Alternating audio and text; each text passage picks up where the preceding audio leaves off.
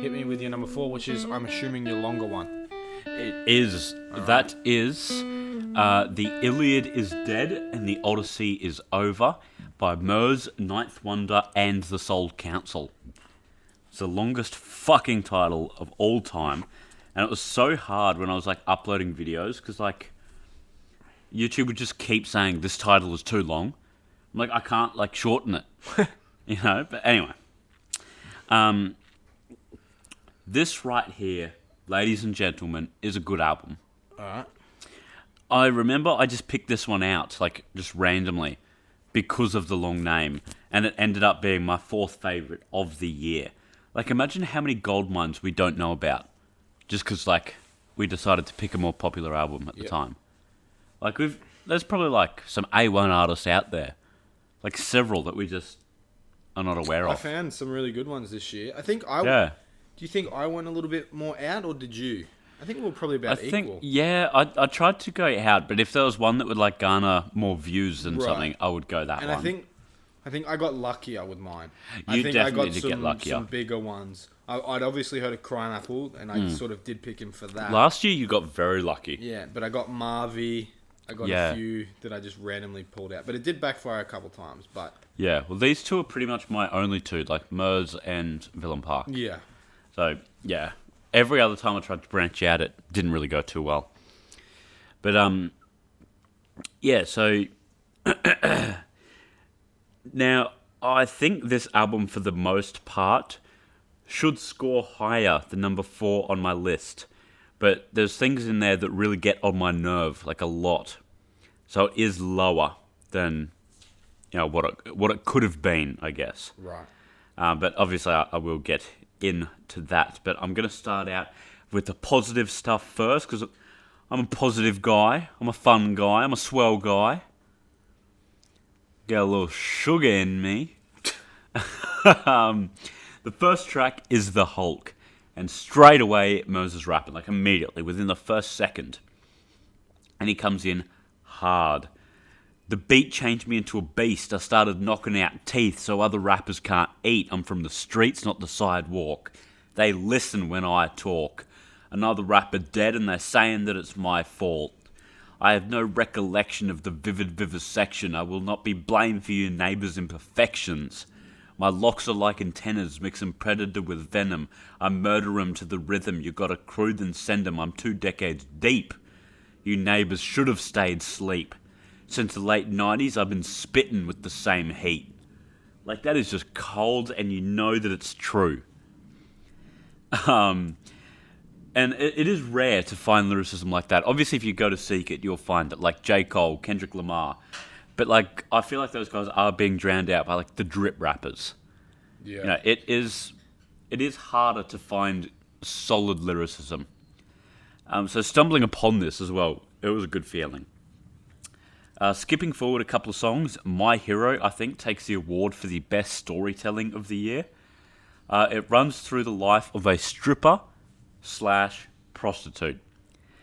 I have gone into much more depth with this song on my actual review of this album, so you can check that out. It's on the same channel if you want to hear more of this. But for now, I'll glaze over it a little bit. It starts out with absent father, crackhead mama, traditional recipe for childhood trauma, right into this world so racist, so sexist. It's like setting the groundwork of like a fucked up person. Yep. And then after a couple more lines, he goes, everything was bad but got worse when her titties came. Shitty way to say it, but that's how they saw it. The predators and pedophiles that watch from the closet, they pose as her best friend, her boyfriend, her brother, her doctor, her lawyer, her pastor, her lover. And then he starts to explain how the downward spiral begins. Revealing clothing, her body on a shelf. She put it all out there, except for how she felt. Her depression was hidden, expression forbidden, because men take advantage of vulnerable women. Which I think is so fucking good. Like, I love how it's 2 lines in one, or 2 rhymes in one line. Yeah. And then the second one is like 1 rhyme. I think that's, like, really clever wordplay. And then he explains that she found someone who would keep her safe. Everyone was scared of this man. but for a good reason.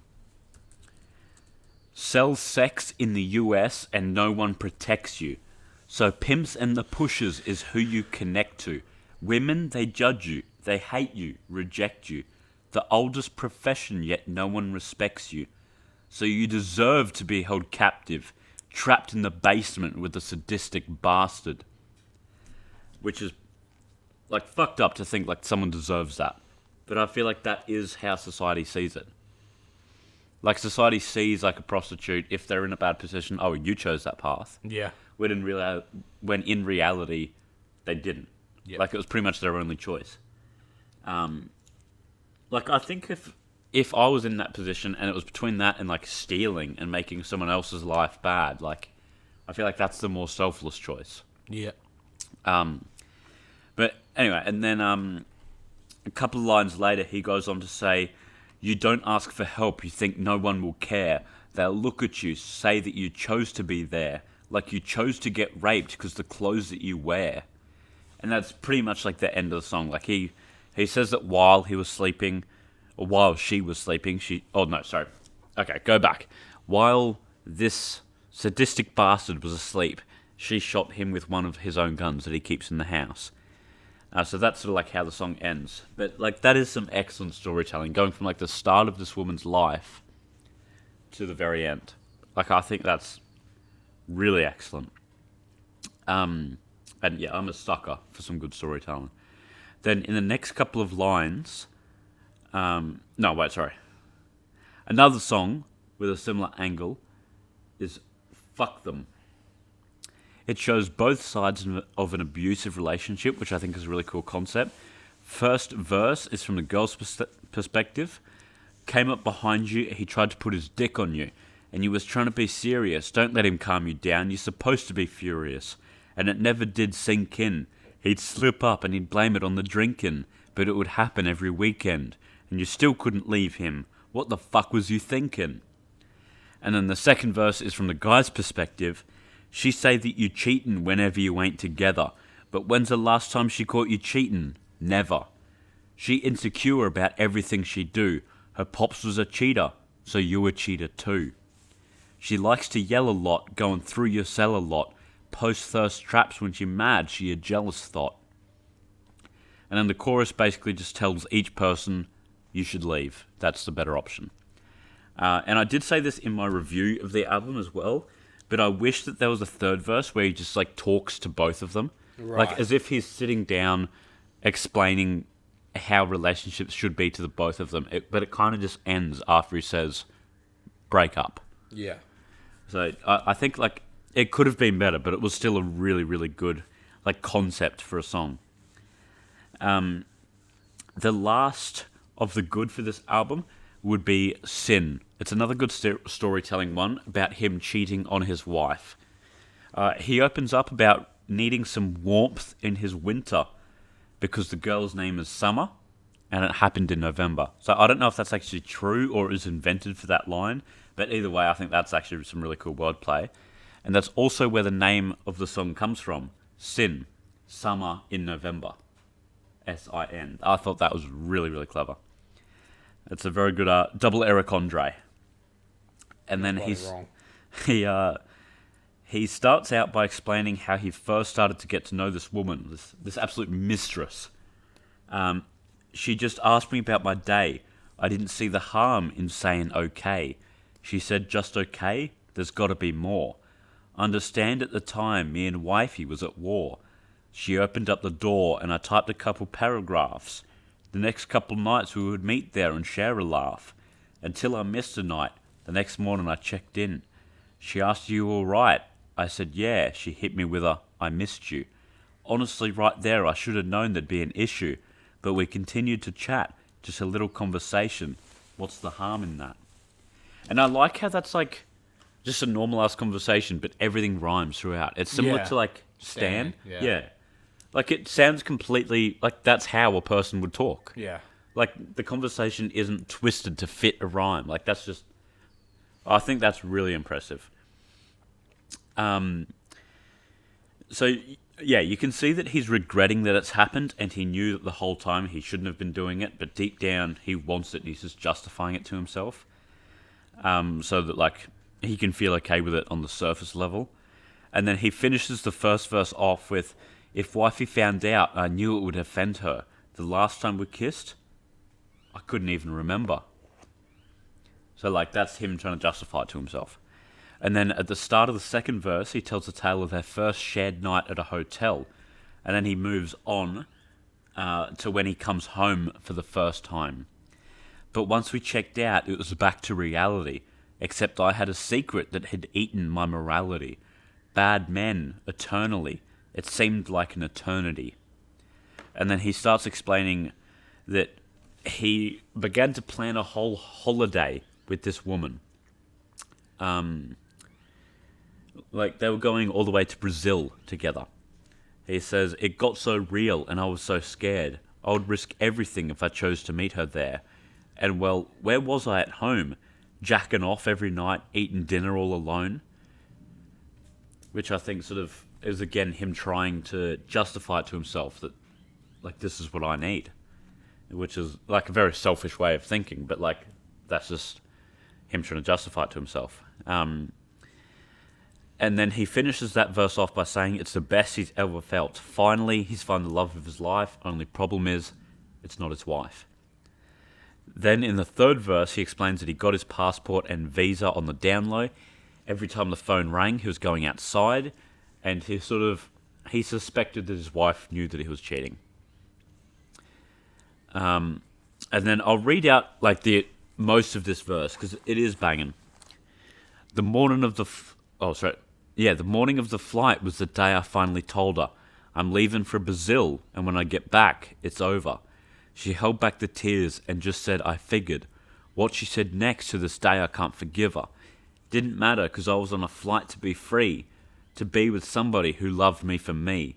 Went through customs like 1, 2, 3, then hopped in the Uber to the Airbnb. She said she'd meet me there, but she was nowhere to be found. And when I checked my phone, I almost broke down. She said, "I have a confession. I'm a mother and a wife. I thought I could leave them and just start another life. I couldn't break their hearts, so I chose to break yours. I know you're going to hate me, but I hate myself more. I know I fucked up. I know it's not fair. But we'll always have the summer in November that we shared." And that is some solid fucking storytelling there. Like, it's kind of like the TV show Dexter in a way, where you're rooting for the villain. Yeah. Like, I know, like, you can sort of see in the story that he shouldn't be cheating on his wife. Like, that's wrong. Just, like, as soon as you're starting to doubt the relationship, talk to them. Or break it up, do whatever. Don't, like, cheat. That's fucked up. But, like, you're sort of just wanting him to be happy as well. And when he, like, leaves the whole country, like, sort of completely ruins his life for this woman, and she's just like, nah. Like, fam. You're like, oh, shit. Like, what are you going to do now? It was you. Like, it's really, really good storytelling. And it honestly is comparable to Stan. Yeah. Like, it's really, like, the sort of, when he says, like, when he's, like, reading out her text, like, I couldn't break their hearts, so I chose to break yours. You're like, fucking, that is cold. So I think that's excellent storytelling. Now, onto the bad stuff. He had a song called Unicorn Glitter, and it was basically just how wonderful a vagina is. Right. He was saying, to make it real good, start doing kegels. Make sure you clean it. And it's a myth that tampons stretch it. It's bullshit. Right, there you go. Like, I don't understand why it's a whole song. Like, I do agree with everything he said about the vagina. It is a myth. You do need to do kegels. Like, yes, clean it. Hygiene's important. Right. There is a lot of, like, misinformation about the vagina in general. But, like, why is that a whole ass song? And why is it on the same album that, like, you know, Sin and Fuck Them is on? Right. Like, that just doesn't make any sense at all. Like, compositionally, it makes no sense. And finally, on High Noon, he says, yeah, high noon on these neighbours. Like, I may as well be from the moon on these neighbours. In a whole different world, like shroomed on these neighbours. No mask, but I'm gassing like doom on these neighbours, yeah. Now all the white kids can sing along. But don't forget the privilege and the baggage you bring along. Yeah, it's one time for the culture. I'm only trying to teach you. I'm not trying to insult you. Like, I just think it's unnecessary to have that in there. Maybe I'm wrong about how I'm seeing this. Let me know in the comments what you think about, like, my thoughts on this. But, like, it wasn't me personally taking part in enslaving a whole race. That was someone else. Right. Obviously, I'm not going to go around just saying the N-word anytime because, like, that's just disrespectful. Like, I understand the impact that word has had in the past and still has. But that doesn't mean that you can hold that shit, like, over my head. I had nothing to do with it. I'm still going to be respectful and try my best to not insult people. So, like, I kind of feel like it's unfair that this can be said to me and that I'm in a position where I can't really respond. Right.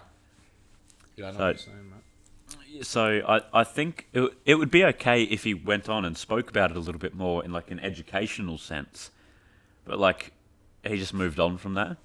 Yeah. Like, and I think society has actually done a fair amount of good work in the past 5, maybe 10 years with racism. I feel like with, like, alienation in general. Like, I feel like we're a much more inclusive society. Yep. And I feel like saying this is just undoing all that work. Like, it's putting a divide in between the races. And, yeah, it just feels like taking a step back to me. So let me know if I'm wrong on that, but, like, I feel like that's just... Like, I obviously I understand that the past, like, it's incredibly fucked up and it needs to be reflected on. It needs to be acknowledged. But I feel like constantly bringing it back to that, going like, no, you're white, you're not allowed to have an opinion. Right. It's like, for something that I didn't even do. I feel like that's just unfair and taking a step in the wrong direction. So let me know what you guys think. I think it's a little bit unfair. But obviously, it was unfair to what happened to, you know, black people in, like, the 1800s. But, you know, I feel like the next step is just to move on, to make a better society, more inclusive of everyone. And this is the wrong direction. But yeah, let me know what you think. But moving on, the rest of this album I honestly did really, really enjoy. And I think it has definitely earned its place at number 4 on my list.